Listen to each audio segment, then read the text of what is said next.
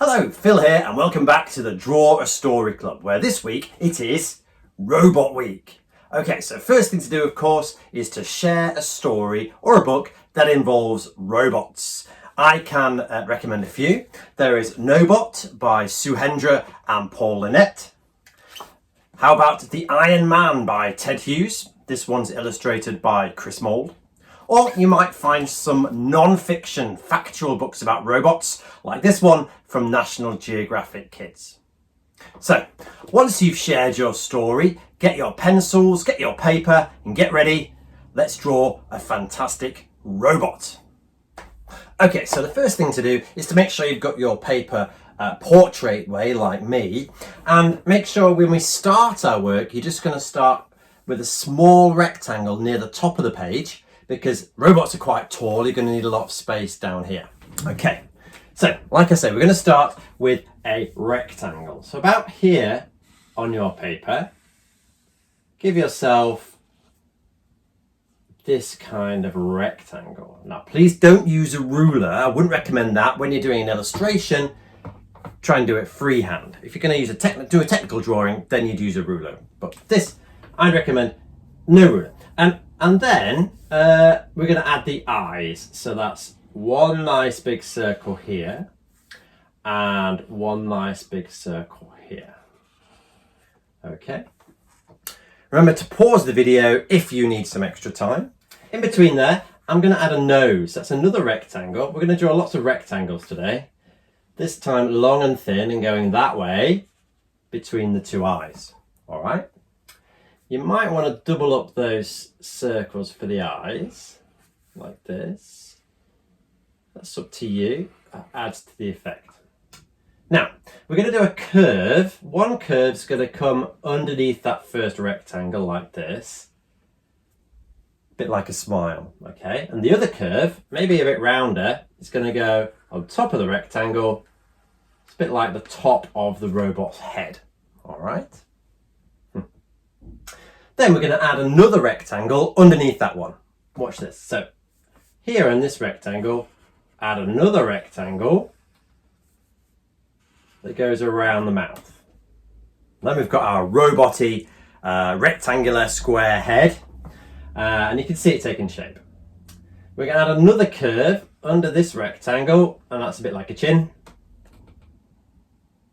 And then I'm going to add a rectangle here, a rectangle here, with a curve, and a curve, and a little line, and a little line. That's a bit like, I imagined, where the robot is tuning himself in. All right. A couple of details, add perhaps a couple of curves here, and that's a bit like where you can unscrew the robot's head and have a look inside. And you might want to do a toothy grin, add some vertical lines here, or maybe he's got a tongue inside, maybe you can shade that in. It's up to you how you finish off the robot's mouth. Anyway, I'm quite happy with that. Now I'm going to add the robot's shoulders and his torso, his body. So from this side, it's a curve, and this side another curve, okay, and then bring it down with a diagonal line, one here and one here, and across. So a bit like a 1, 2, 3, 4, 5-sided shape, which is a, yeah, that's right, a pentagon. And there we go. So that's the robot's body. I like to add a circle here with another one inside, and then horizontal lines.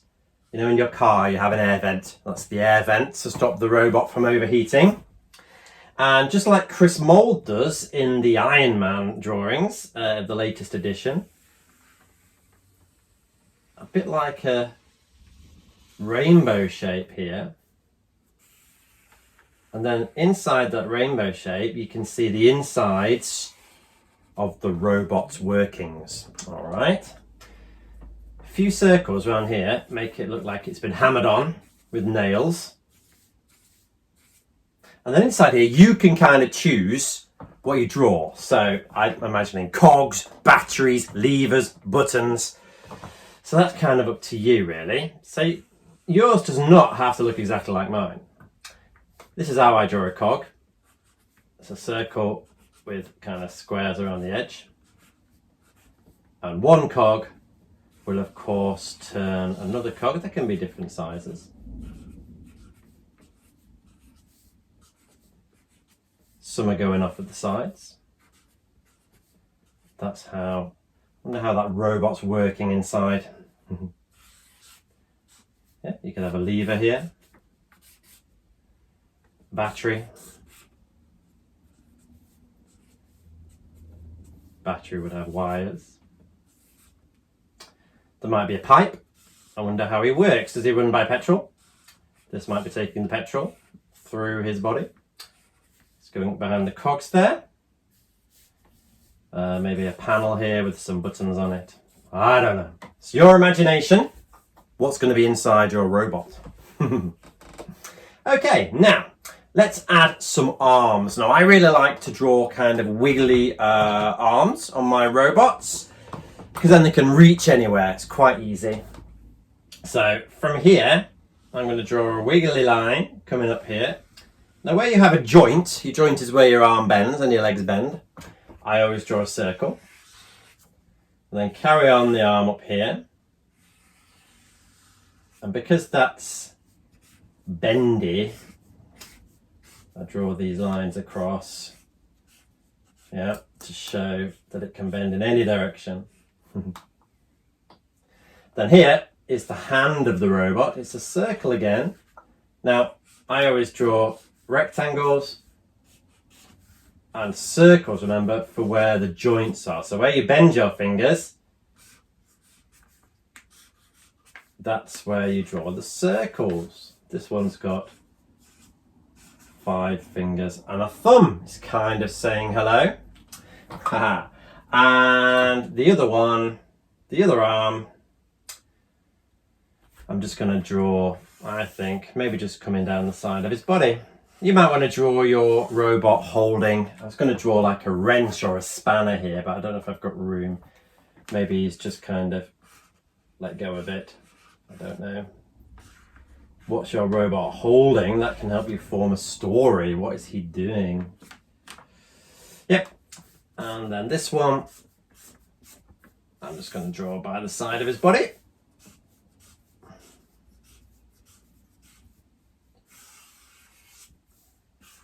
Again, rectangles and circles for the joints.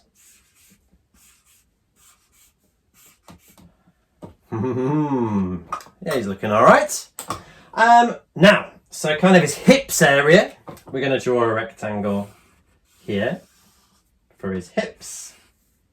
We'll add some detail later. And then remember that your hips are joints. You can move them, you can wiggle them. So there's probably some circles just disappearing inside his hips there. And then again, he can bend his legs. So I'm going to draw these kind of shapes. Now, Chris Mould, the illustrator of the Iron Man, he has a little trick.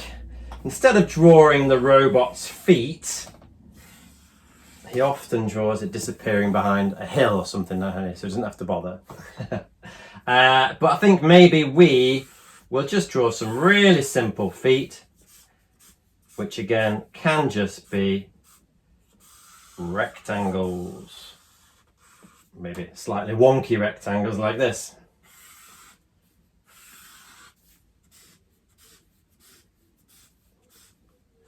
There's a bit like Nobot's feet in that other book. Okay, brilliant. So there we have a robot's nearly finished. All right, now let's add some detail. If you draw occasionally a line going across with some little circles, it looks like he's made of sheets of metal hammered together. I think it really adds to the effect.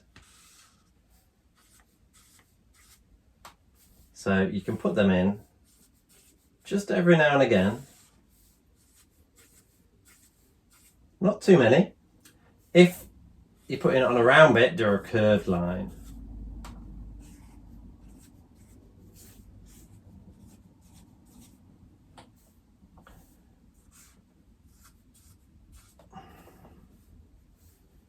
Or sometimes diagonally. Right, and there we have it. So add a few details, of course. Think about the setting. Where will your robot be?